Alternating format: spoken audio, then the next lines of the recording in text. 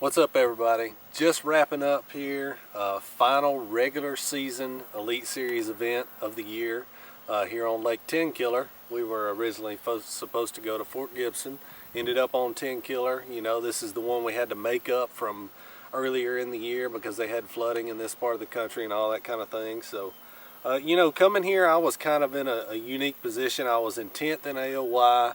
Obviously, I didn't want to fall a whole lot, but the way the points were stacking up, if I finished dead last, I couldn't fall that terribly bad. I've already got the Classic pretty much made. So I came here really with the goal of having a good finish, fishing the way I wanted to fish, doing it my way. And that's really what I did this week. You know, like I said, I was in a unique spot and I just kind of fished free and real relaxed all week, and ended up in 11th place, missed the top 10. Mullins knocked me out right there at the end. I thought I was going to make the top 10, but it's all good. I'm actually going to drive home before the AOY championship and spend a day with the girls before I head up to Michigan next week for the AOY championship. But let's talk about how I caught them this week and maybe give you a couple little tips that'll help you out. You know, this late summer, early fall is probably the toughest time to pattern fish, and I think if there is a pattern in the early fall like this, it's to stay mobile, stay on the move, and cover a lot of water. That's probably the best tip I could give you. But talk about how I caught them. First setup, if I just needed bites, and if I would have stuck with this a little bit more today, I'd be fishing tomorrow. I actually only had 4 fish today, and a 12-inch spotted bass would have got me in, but I was hard-headed. We'll talk some more about that later. But if I just needed bites, and I weighed in several small spotted bass, and actually caught a big largemouth today on just a shaky head. That's just a 3/16 ounce shaky head. It's got a 4/0 mustad hook in it. The X-Zone Lures Deception Worm, green pumpkin blue flake. That's probably my all-time favorite color for a shaky head worm. The MHX NEPS 81 MXF 6'9", medium power, same thing I throw all over the country. It works for drop shots, shaky heads. I'm telling you, it is one bad little spinning rod. I love that thing. Got the wind grip reel sleeves. I build all my rods with wind grips. You guys know that. But that was the setup on that. 10-pound Vicious braid, 10-pound Vicious Pro Elite fluorocarbon for a leader.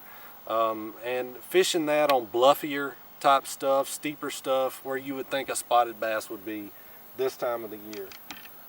Also, if I got around, you know, laydowns or anything like that, I caught a couple of key fish on a little finesse jig. That's just a little 1/2 ounce, 3/8 or a 1/2 ounce.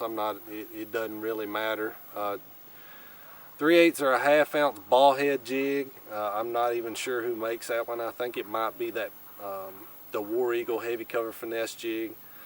Putting the little X-Zone Lures muscleback finesse crawl on the back of it, throwing it on 15-pound Vicious 100% fluorocarbon.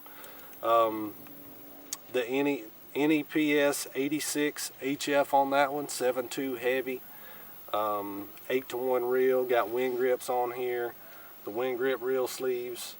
And that was the setup for that. Like I said, if I came to a laydown or a big rock on a bluff or something like that, I could flip that around. I would mix the jig in with the shaky head because the jig will get you a little bit bigger bite.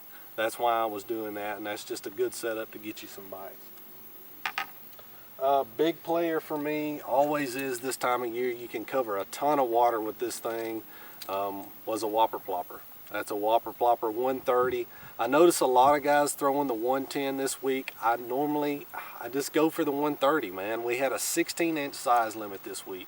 So if I'm going for a better than average fish, I'm going to go ahead and just tie that 130 on and be done with it, because I feel like, you know, I caught 12-inch spotted bass on this thing today. It puts out a lot of noise. You need a little bit of wind. I also caught some on a buzzbait this week, but during the tournament we had wind, and this plopper was definitely the deal. I throw it on a FP 885. That's a 7'4" heavy power rod, the same rod I use for frog and mats. Works really good for a plopper. Really key on this bait here, I don't lose many fish on it, and I hear of a lot of guys losing fish on it. I put size 1 Mustad KVD Elite trebles on there. They're thick enough that you don't bend it. You don't bend the hooks and you don't lose many fish either. And I throw this bait on 50-pound vicious no fade braid, a 7-to-1 reel. I put my trolling motor on 50 or 60% and just go. Don't think about it a whole lot. You may get a bite in the back of a pocket. You may get a bite on the main lake. He may be on a lay down. The best thing you can do is just get in an area that has fish and cover water. And that's the deal. That's how I caught him this week. I don't know where that's going to put us in AOY, going to the AOY championship. It is possible. It's a very big stretch. I've got a big jump, but I think that's going to put me up, definitely going to keep me in the top 10 and may even move up a few places. So looking forward to getting up to Michigan next week, and looking forward to going home for a day and seeing my girls. But want to thank y'all for the support. Thank you for hanging in there with me. It's been an awesome year, just all the way around. It's been a great year. Just want to thank all my sponsors and all of y'all for following along and tagging along, and I appreciate you. I'll see you next week.